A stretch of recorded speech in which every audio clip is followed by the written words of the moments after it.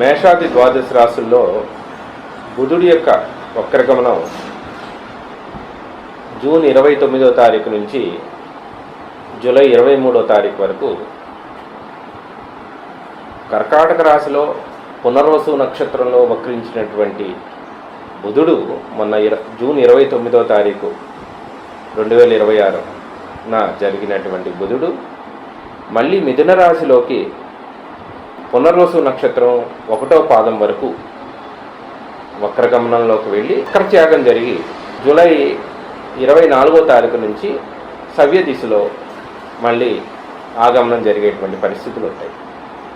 కాబట్టి ఈ 24 రోజుల యొక్క గమనాన్ని మనం పరిశీలించినట్టయితే మకర రాశి వారికి వక్రగమనంలో చూడడం వల్ల అనుకోని అప్పులు ఏర్పడతాయి, రుణ బాధలు ఎక్కువగా ఉంటాయి, ఆరోగ్య బాధలు కూడా ఎక్కువగా ఉంటాయి. ఉన్న డబ్బుని అనవసరమైన విషయాలు ఖర్చు చేసుకుంటారు. బుధుడు వక్రగమనం 6వ ఇంట్లో జరగటం వల్ల, అది కూడా గురువు గారి ఇంట్లో ఉండటం వల్ల, గురువు షష్టాధిపతి వ్యయాధిపతి కూడా ఉచ్చపట్టి ఉన్నాడు కాబట్టి ఆర్థికంగా బాగా ఎక్కువ ఇబ్బందులతో కూడుకుని ఉంటారు. కాబట్టి ఈ 24 రోజుల బుధుడు వక్రగమనం కొద్దిగా ఒక రకంగా మకర రాశి వారికి ఇబ్బందితో కూడుకున్న పరిణామమే జరుగుతుంది.